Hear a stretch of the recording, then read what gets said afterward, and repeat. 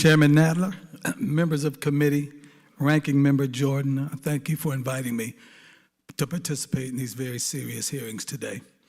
I want to begin by stating that the prospect of defunding and or dismantling police forces across the country is one of the most unwise, irresponsible proposals by American politicians in our nation's history and makes absolutely no sense at all, at least to me.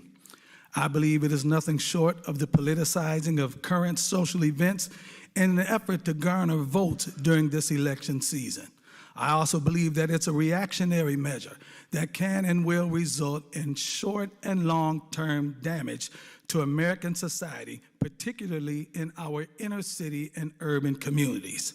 Now, I recognize the fact that the elimination of excessive force and physical retaliation by officers of the law against American citizens is paramount today. I recognize the fact that racial profiling and the harsh treatment of minorities is a very real reality that must be eliminated immediately.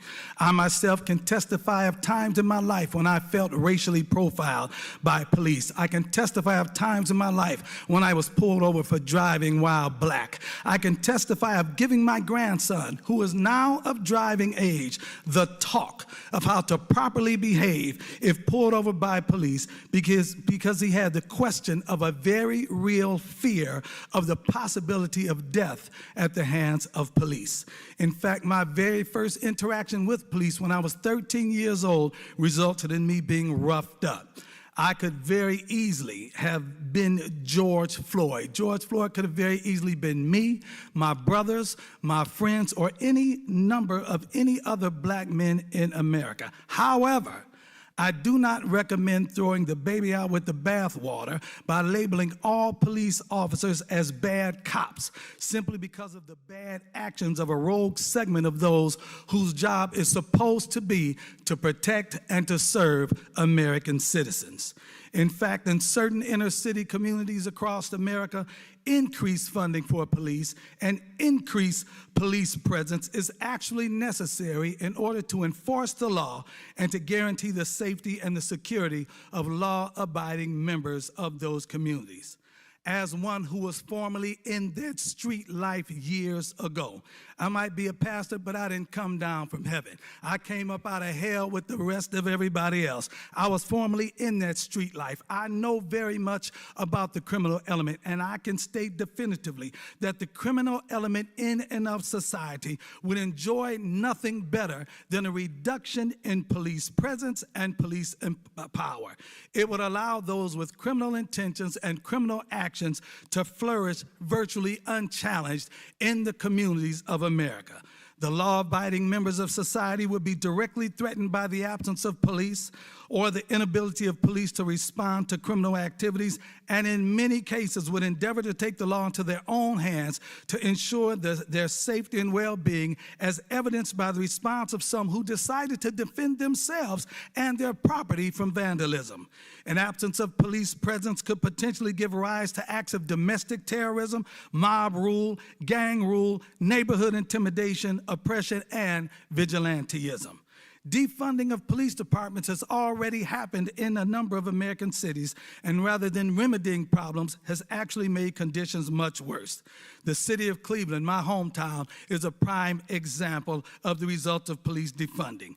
In 2004, the city of Cleveland laid off 285 officers. The entire police budget was slashed by 31%. To cover basic services, the following units were either disbanded or cut forever. The district strike force units, the narcotics unit was completely cut. SWAT was downsized. The fugitive unit was disbanded. The auto theft unit was disbanded. The intelligence unit was cut to bare bones. The mounted unit was cut 85%. The aviation unit was down completely for 3 years and is now only utilized during special events. The harbor unit was disabled. The boat sits rotting in a dry dock. The scientific investigation unit was cut 80%. All the lab techs were let go. All evidence collection is now done by priority. The DARE problem, the Drug Abuse Resistance Education Program, was cut. Community policing was cut 45%. Cleveland went through a decade-long downsizing, which saw the department reduced from 1,900 officers to 1,500 officers on average. Zone car coverage, which directly affects citizens, has been cut. Police presence in any given district or in any given shift has been cut in half. 1- and 2-man units have been cut in half. Response time is dramatically longer if the police show up at all. The murder rates have climbed. The property crime is at record levels. Aggravated robbery statistics are higher. Drug sales, drug use, drug abuse is higher. Drug and alcohol-related motor vehicle accidents are the highest they've ever been. Cleveland has went from a relatively safe city per capita to an unbelievably unsafe city. Calls for service have increased even though the population has dropped significantly over the last 20 years. Once safe areas of the city are now unsafe. Once nice neighborhoods in the city are now not nice. Homicides are up 55% in Cleveland from this time last year, and Cleveland now has a higher murder rate per 100,000 residents than Chicago does. I believe that police departments are only as effective as politicians and their appointees allow them to be. Consequently, politicians and appointees are directly responsible for the state of their police departments. Law-abiding citizens, and I've spoken to a great deal of them, overwhelmingly think that defunding or disbanding police departments is a horrible idea. Community policing is a very viable option to address the needs of inner-city communities. Having police in the communities to actually get to know the residents is the best way to obtain the results that we all want. When I was growing up, the residents and the business owners knew the police officers that were assigned to our neighborhoods, and their presence was a deterrent to criminal activity. So in short, defunding of police departments in America has already happened, and it is proven to be an epic fail. We cannot allow that paradigm to continue if we want the neighborhoods of America to be safe to live in, the streets of America to be safe for residents to walk on, and the communities of America conducive for businesses to thrive in. So I recommend and I agree with the fact that police reform, or better yet, police revision should be enacted. But it has to be one that is sensitive to the stress, tension, pressure, and paranoia that policing produces.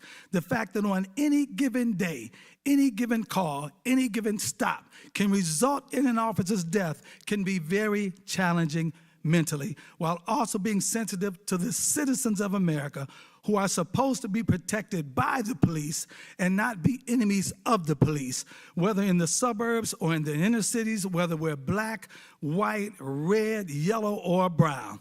I really believe that most police officers, most cops began their careers, most bad cops began their careers as good cops, but they allowed the rigors of their job to affect their perspectives and their social interaction with those they are supposed to protect, and they began perceiving those that they are supposed to protect as those they themselves need to be protected from. I'm in agreement.